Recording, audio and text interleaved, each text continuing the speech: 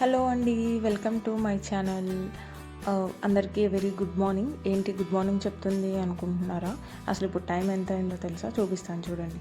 Early morning 5:30 అయింది. 5:30కే రెడీగా ఉందని ఏంటా అని అనిపిస్తుందా?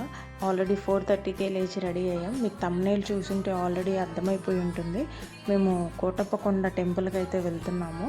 సమ్మర్ కదా, ఎంత ఎర్లీగా దర్శనం చేసుకుంటే అంత మంచిది అని చెప్పి పొద్దున్నే లేచి రెడీ అయిపోతున్నాము. ముందైతే మిగతావి మాట్లాడుకునేటప్పుడు బ్లాగ్లోకి వెళ్ళే ముందు నేనైతే ఫస్ట్ రెడీ అయిపోయి వచ్చేస్తాను. ఇప్పటికే చాలా లేట్ అయిపోతుంది. రెడీ అయ్యి వచ్చేస్తాను. టడా, రెడీ అయితే అయిపోయాము. మేమైతే విజయవాడ నుంచి కోటప్పకొండకి కారులో వెళ్తున్నామండి. అరౌండ్ 120 కిలోమీటర్స్ ఏమో వస్తుంది. ఇటు సైడ్ వాళ్ళకి ఐడియా ఉంటుంది, తెలియని వాళ్ళకి చెప్తున్నాను. త్వరగానే వెళ్ళిపోవచ్చు, కార్లో ఒక 1 అవర్లో వెళ్ళిపోవచ్చు. అండ్ మార్నింగ్ టైం స్టార్ట్ అయితే బెస్ట్ సమ్మర్లో, ఎందుకంటే కొండ కాబట్టి ఎండ ఎక్కువ ఉంటుంది. మనం వెళ్తూ వెళ్తూ ఏమేమి చూసాము, టెంపుల్ విశిష్టత ఏంటి, అసలు ఈ డీటెయిల్స్ అన్నీ నేను బ్లాగ్లో ఎక్స్ప్లెయిన్ అయితే చేస్తాను. వీలైనంత వరకు చెప్తాను. నేను బ్లాగ్ స్కిప్ చేయకుండా చూడండి. సో వెళ్తూ వెళ్తూ మాట్లాడుకుందాం పదండి. మేము 7కి అయితే స్టార్ట్ అయ్యాము. అరౌండ్ 8:30కి అట్లా రీచ్ అయిపోయాం టెంపుల్ దగ్గరికి. వారధి సైడ్ నుంచి అయితే వెళ్తున్నాము. ఈరోజు ప్లస్ ఏంటంటే కొంచెం ఎర్లీ మార్నింగ్ చల్లగా ఉంది. విజయవాడలో ఎండలు బాగా ఎక్కువ అంటారు, అలాంటిది సమ్మర్లో, ఈ మంత్లో సమ్మర్లో మంచు చూశాను నేను విజయవాడలో. మాకే షాకింగ్గా ఉంది. ఎర్లీ మార్నింగ్ మంచుగా ఉంది అంతా. సో మేము రెయిన్ పడుతుందేమో, ఎలా వెళ్ళాలి అనుకున్నాం. కానీ 8 కల్లా ఎండ బాగా ఇరక్కొట్టేసింది మాకు. చూడండి మీకే ఎట్లా అనిపిస్తుందో, ఆ వెదర్ కూల్గా మంచుగా అలా అనిపిస్తుంది.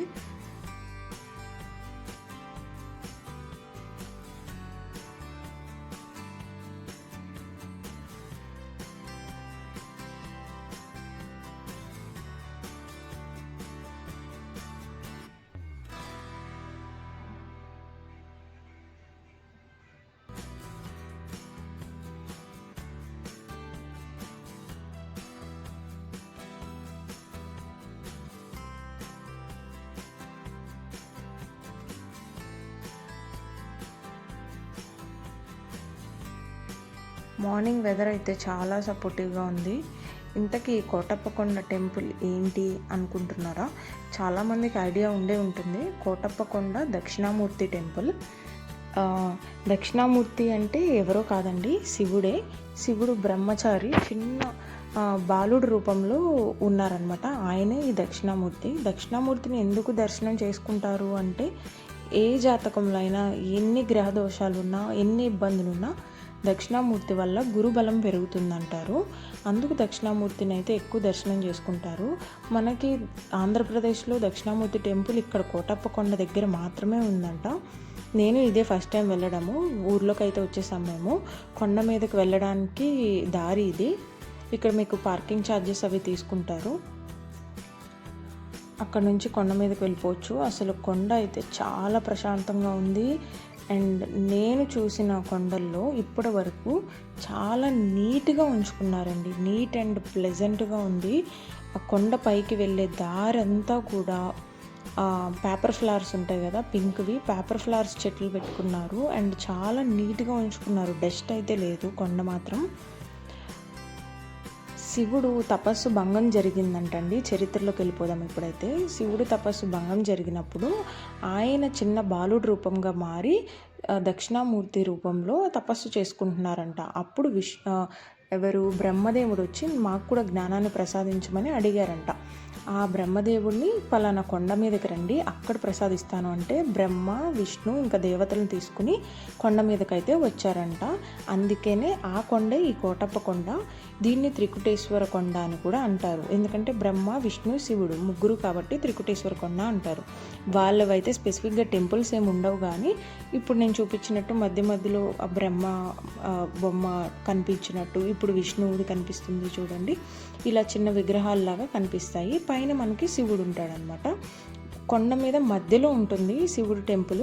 కానీ అసలు ఒరిజినల్ అయితే అది కాదంట, ఇంకా చాలా పైన అని చెప్తున్నారు. ఆయనకు ఒక భక్తురాలు ఉందంట, గొల్లబామ అని. ఆమె డైలీ పైదాకా ఆయనకి వెళ్ళి అభిషేకం చేసుకుని దర్శనం చేసుకుని వచ్చేదంట. ఆమె భక్తిని ఆయన టెస్ట్ చేయడానికి ఆమెకి పెళ్ళి కాకముందే ప్రెగ్నెంట్ అయ్యేలాగా గర్భాన్ని ఇచ్చారంట. ఆ గర్భంతో కూడా ఆమె పైకి వెళ్ళి ఎక్కి వచ్చేదంట. ఒకరోజు దారిలో ప్రసాదం తీసుకెళ్తుంటే వెన్న ప్రసాదం ఎక్కలేక మధ్యలో ఆగిపోతే ఈలోపు ఒక కాకి వచ్చి ఆ కుండని పడేసిందంట. ఆమె ఏడుస్తూ ఉంటే భక్తురాలు బాధపడుతుంది అని శివుడు వచ్చి ఆమెకి దర్శన భాగ్యం కలిగించాడంట. అప్పటి నుంచి నా భక్తురాలు బాధపడింది కాబట్టి ఇక్కడెక్కడ ఈ కొండ మీద కాకులు తిరగకూడదు అని ఆయన ఆజ్ఞాపించారంట. అందుకని ఎక్కడ కూడా మేము ఇంత కొండ మీద కూడా ఒక్క కాకిని కూడా చూడలేదు.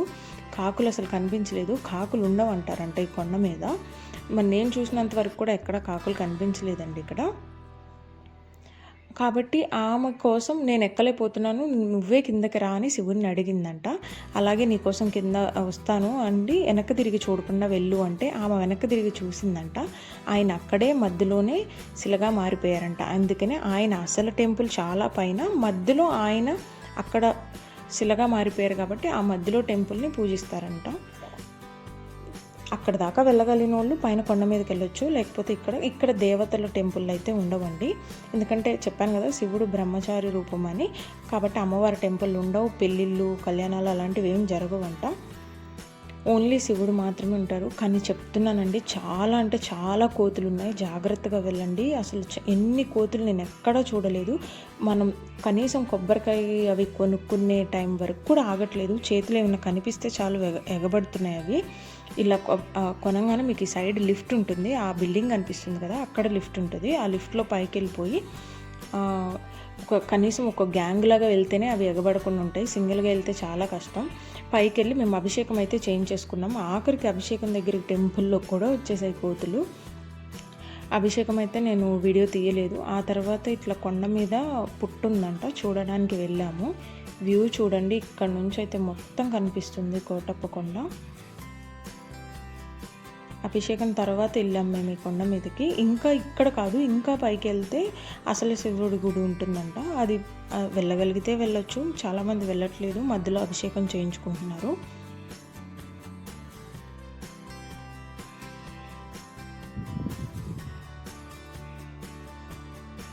నాకు తెలిసినంత, కొంచెం తెలుసుకున్నంత చరిత్ర మాత్రమే నేను చెప్పాను. మీకు ఆల్రెడీ తెలిసి ఉంటే ఇది కమెంట్లో చెప్పేయండి, ఆల్రెడీ ఎంతమందికి తెలుసని. లేదు నేనేమన్నా రాంగ్ చెప్పినా అసలు కథ ఏంటో కమెంట్ బాక్స్లో పింగ్ చేయండి, కాబట్టి అందరూ తెలుసుకుంటారు.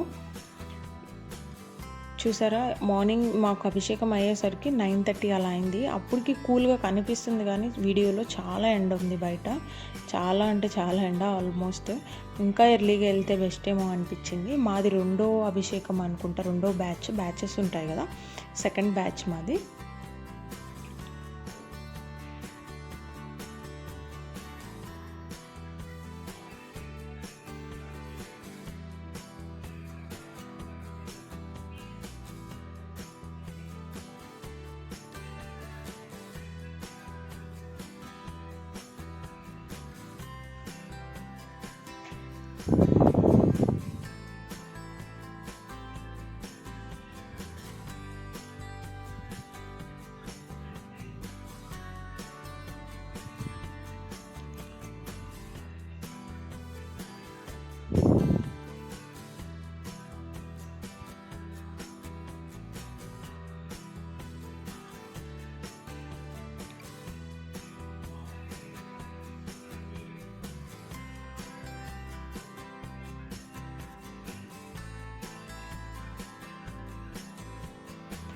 అండ్ ఇక్కడ దూరం నుంచి వచ్చిన వాళ్ళకి ఉండడానికి రూమ్స్ కూడా అవైలబుల్ ఉంటాయంటండి. కొన్ని సత్రాలు ఉంటాయంట, ఉండొచ్చంట. దగ్గరలో విజయవాడ నుంచి అలా వెళ్ళిన వాళ్ళు తొందరగానే అప్ అండ్ డౌన్ చేయొచ్చు. బాగా లాంగ్ నుంచి వచ్చే వాళ్ళు మాత్రం రూమ్స్ కూడా అవైలబుల్ ఉంటాయి. సో ప్రాబ్లం లేదు, ఉండొచ్చు. ఇంకా మేము దర్శనం చేసుకుని అలా కిందకి అయితే వచ్చేసాము. వెళ్ళేటప్పుడు లిఫ్ట్లో వెళ్ళాము, సో అటు సైడ్ నుంచి వెళ్ళాము. రిటర్న్ వచ్చేటప్పుడు మాత్రం దిగుతూ వచ్చాము, ఇవన్నీ చూసుకుంటూ. చాలా పెద్ద టెంపుల్, స్పేషియస్ అండ్ ప్రశాంతంగా కూడా ఉంది. కానీ కోతుల భయం మాత్రం ఉంది, ఎటు నుంచి వస్తాయా అని. సైలెంట్గా కూడా ఉండట్లేదు అక్కడ, ఏం కనిపిస్తే అవి మీదకి వచ్చేస్తున్నాయి. కాబట్టి కొంచెం చిన్నపిల్లల్ని తీసుకుని వెళ్ళే వాళ్ళు, అలాంటి వాళ్ళు జాగ్రత్తగా ఉండండి.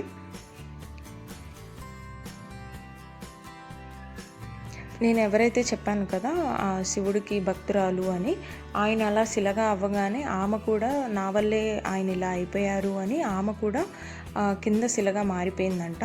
ఆమె టెంపుల్ మాత్రం ఇక్కడ నంది ఉన్నారు కదా, ఆ లెఫ్ట్ సైడ్కి వెళ్తే అక్కడ కనిపిస్తుంది కదా, అక్కడ ఉంటుంది లోపలికి ఆమె టెంపుల్. గొల్లబామ టెంపుల్ అంటారు, గొల్లబామ ఆమె పేరు. ఆమెది మాత్రమే ఉంటుంది ఇక్కడ అమ్మవారిది, ఇంకెవరిది ఉండదు. ఇంతకీ పైన శివుడి గుడి అన్నాను కదా, దక్షిణామూర్తి టెంపుల్ ఎక్కడ అంటే ఈ కిందకి దిగిన తర్వాత నా బ్యాక్ సైడ్ కనిపిస్తుంది చూడండి, అది దక్షిణామూర్తి టెంపుల్. దక్షిణామూర్తి రూపంతో ఒక విగ్రహం ఉంటుంది అంతే. అభిషేకాలు అవేమి జరగవంట. మేము ఇక్కడ ఏమైనా అభిషేకాలు అలా జరుగుతాయేమో అని అడిగాము. ఓన్లీ పైన శివలింగానికే జరుగుతాయంట. కావాలంటే ఇక్కడ మీరు ఆయన టెంపుల్ ఎదురుగా రావి చెట్టు ఉంటుంది, దీపారాజన చేసుకోవచ్చు. కింద నార్మల్గా దర్శనం చేసుకోవడం వరకే.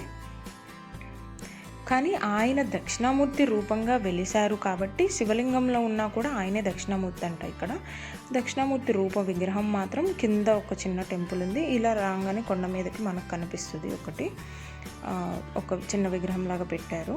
కానీ పైన ఎక్కడ ఆయన టెంపుల్ ఉండదు. ఆ రోజు స్కూల్ కిడ్స్ని కూడా, ఆ దగ్గరలో ఏదో స్కూల్ కిడ్స్ని కూడా తీసుకొచ్చారు. ఎందుకంటే ఇక్కడ కొండ మీద చిన్న వనవిహారీ అవన్నీ పార్క్స్ ఉన్నాయి, మేము చూడలేదు యాక్చువల్ అవన్నీ. అవి చూసింటే అవి కూడా చూపించేదాన్ని. దాని దగ్గరికి వీళ్ళందరినీ ట్రిప్లా తీసుకొచ్చి టెంపుల్ కూడా తీసుకొచ్చినట్టున్నారు. మేము అలా ఇంకా దర్శనం చేసేసుకుని రిటర్న్ అయిపోయాము. రిటర్న్లో మీకు కొన్ని ఉంటాయండి, అంటే విజయవాడ వెళ్ళే దారిలో లెఫ్ట్ సైడ్ హైవే మీదనే ఒక టెంపుల్ ఉంది. ఏం టెంపుల్ అంటే వెంకటేశ్వర స్వామిది దశావతారం పెట్టారు, దశావతారాలు 10 అవతారాలు టెంపుల్ పెట్టారు. మేము రిటర్న్లో అది కూడా దర్శనం చేసుకుని వెళ్దాము, మార్నింగే కదా అనుకున్నాము. ఎందుకంటే అరౌండ్ 10:30కి మేము ఇక్కడ నుంచి స్టార్ట్ అయిపోయాము కాబట్టి మేము అది కూడా దర్శనం చేసుకుని వెళ్దామని ఫిక్స్ అయ్యామన్నమాట. మీరు అలా వచ్చినప్పుడు దగ్గర డిస్టెన్స్ కాబట్టి ఒక 2-3 టెంపుల్స్ అలా కవర్ చేసుకుని వెళ్ళిపోవచ్చు. దూరం అంటే చూడలేం, కానీ మేము అలా రిటర్న్ వచ్చేటప్పుడు వెంకటేశ్వర స్వామి టెంపుల్ దగ్గర అయితే ఆగామండి. ఇదే వెంకటేశ్వర స్వామి టెంపుల్, హైవే మీద చాలా బాగుంది. మేము సాటర్డే వెళ్ళాము, సో రష్ బాగా ఎక్కువగా ఉంది ఈ టెంపుల్ కూడా.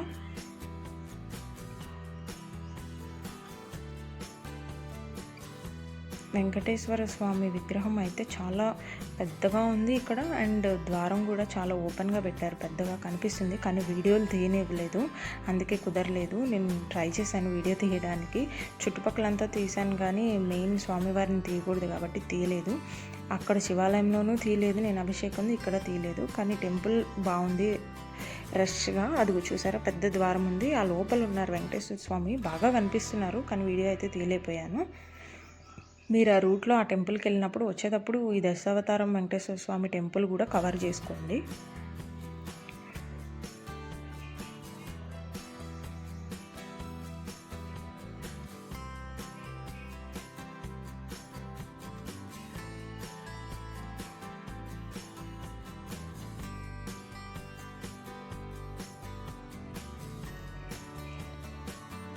ఇలా గుడి చుట్టూ ఉన్నాయండి దశావతారాలు. వరాహ అవతారం, కూర్మ అవతారం, అలా స్వామివారి అవతారాలన్నీ అలా పెట్టారు.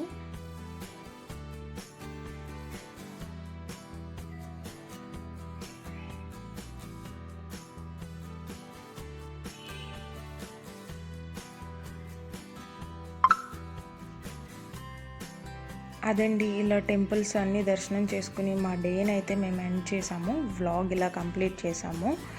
అండ్ ఇంకా ఇలాంటి వీడియోస్ కోసం, ఇలాంటి వ్లాగ్స్ కోసం నా ఛానల్ని అయితే సబ్స్క్రైబ్ చేసుకోండి.